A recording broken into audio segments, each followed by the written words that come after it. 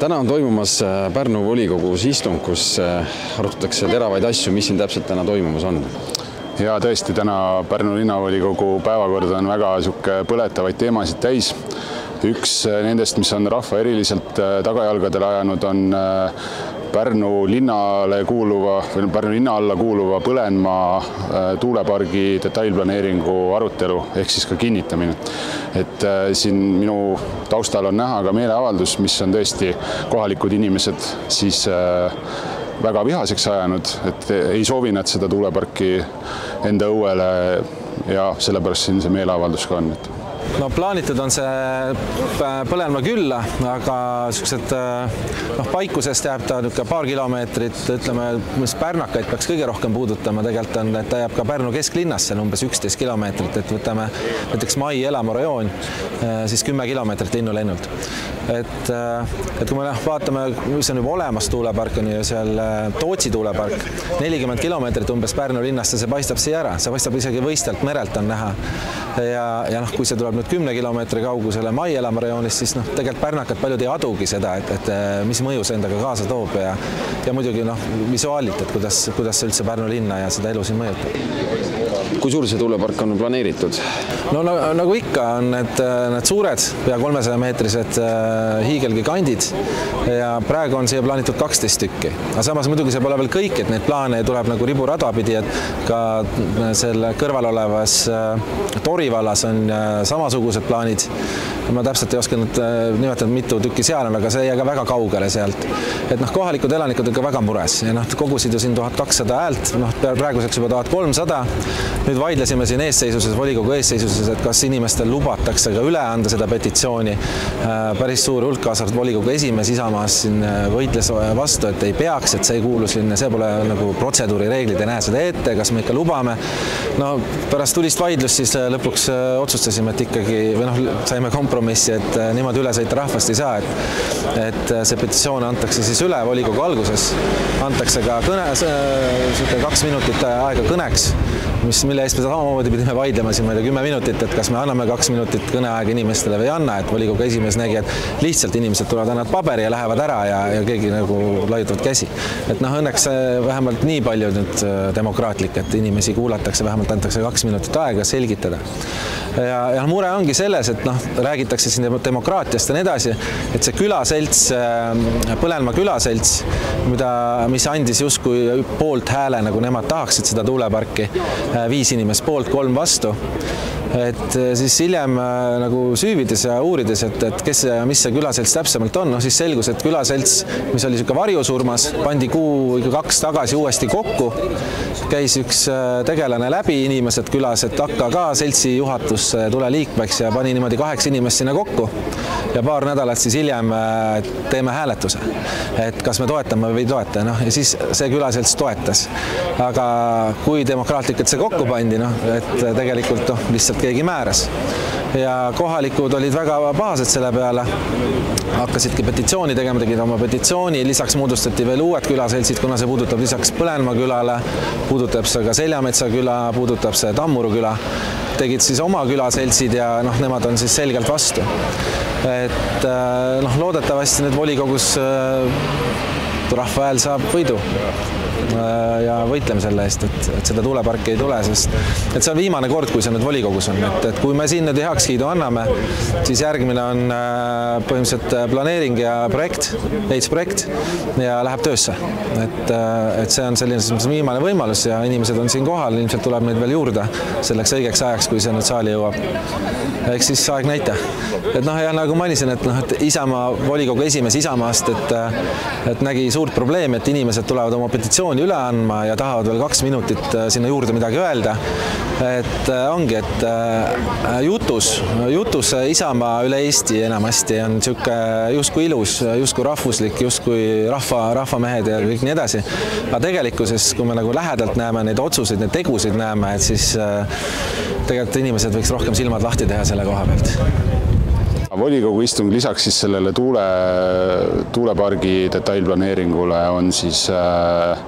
on veel põletavad teemad näiteks eraüldhariduskoolidele toetuse jagamine, mille eest on meie EKRE Pärnu Pärnu linnavolikogu fraktsioon seisnud juba mitu aastat, oleme proovinud, muudkui tuleme ja tuleme uute eelnõudega ja seekord samamoodi on 4 eraüldhariduskooli koolijuhid kui ka lapsevanemad on oma toetuskirju saatnud linnavolikokku. Eks see tänane istung näitab, et kes tegelikult rahva eest väljas on ja kes mitte.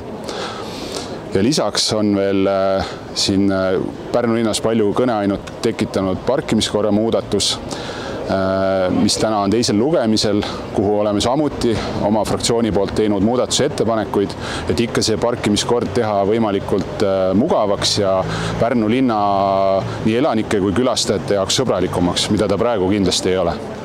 Paremaks läheb eelnõu suur punkt on see, et maakonna inimesed saavad samadel tingimustel parkida Pärnu linnas nagu Pärnu linna elanikud, mis on väga oluline, sellepärast et Pärnu on maakonna keskus ja siin käib hästi palju lähivaldadest inimesi tööl.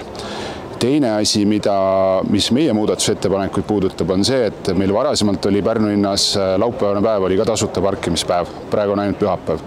Et minu sisse antud muudatusettepanek puudutabki just seda, et tuua tagasi see laupäevane tasuta parkimine, sellepärast, et see on turupäev, see on paljudel jällegi linnakülastuspäev ja no olgem inimesed, et iga liigutuse pealt ei pea teenima. Ja veel üks muudatus puudutab parkimisaladel elavate leibkondadele tasuta lubade andmist. Praegune parkimiskord näeb ette, et need inimesed, kes elavad näiteks siin kesklinna piirkonnas, saavad osta soodushinnaga pileti, aga nad ju elavad siin. Ehk meie nägemus on, et leibkonna peale peaks olema üks tasuta parkimisluba. Turistide peale mõtleme ka, täna anname sisse veel ühe muudatusettepaneku eraldi eelnõuna, mis siis toob ka turistide parkimishinda alla. Et tõesti, see on praegu röögatu. Kas see nüüd läbi läheb, see on muidugi järgmise volikogu istungi teema, ei raske öelda, aga vähemalt me seisame nii Pärnu linna elanike kui ka turistide eest. Mis suures summas seda parkimisraha on kogutud näiteks eelmise aasta jooksul? On meile mingid numbrid avalikustatud siin prognoos, enne kui uus kord kehtima hakkas, oli seal 600 000 kuni 1 miljon. Nüüd linnavalitsus on väga uhke, et see 1 miljon on käes, aga seal on väike mõrupill minu meelest on see, et see 1 miljon on kogutud oma linna elanike käest. Et me ise maksame selle raha oma linnavalitsusse, et seda võiks koordineerida hoopis teistpidi, et 1 miljon on ilus number, aga noh. Meil on tulemas väga selline pöördeline volikogu, et nii nagu mujal Eestis on ju sama probleem nii tuulikuparkidega kui ka isegi sellise kaitsetööstuse nime all suurte ettevõtetele siis võimaluste andmine, et teha siis kaitsetööstuse nime all keemiatööstus näiteks Pärnumaale, kusjuures valikuid oli üle 10 ja tagajärg on see, et tuuakse sisuliselt selline keemiatööstus võõrastele ettevõtetele suunatud keemiatööstus Pärnumaale, mis võib põhjustada kogu Pärnumaa inimeste toidu kvaliteedi langemise.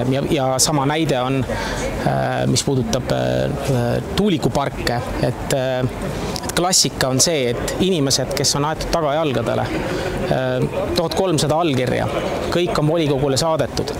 Nende arvamust ei panda isegi määrusesse ja kui nad soovivad kohale tulla ja leiavad volikogu liikme, kes tahab selle vähemalt üle anda, siis seda ka Isamaa juhitud Pärnu volikogu esimees ei luba, et see on väga kahetsusväärne praeguses olukorras.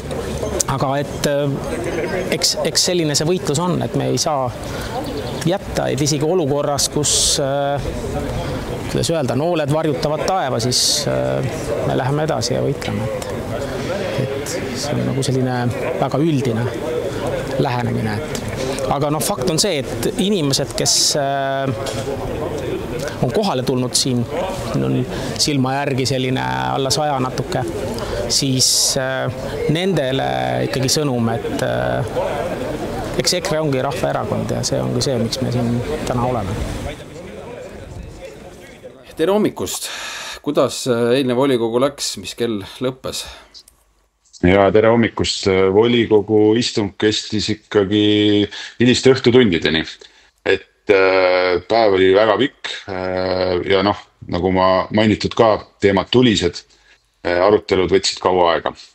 Et põhiline, millega pikett oli korraldatud, mille vastu, oligi tuulepargi detailplaneeringu arutelu, ehk siis kinnitamine, vastuvõtmine, mille vastu siis meie erakond kategooriliselt oli ja korraldasime ka vastava sisulise piketi Raekoja ees. Et teema kahjuks linnavalitsuse hoiak oli asja toetav, terve arutelu oligi kubises selles mõttes sellistest ettekäänetest ja kuidas ma ütlen, bürokraatlikust demagoogiast isegi, et miks see programm on just hea ja tuleb vastu võtta.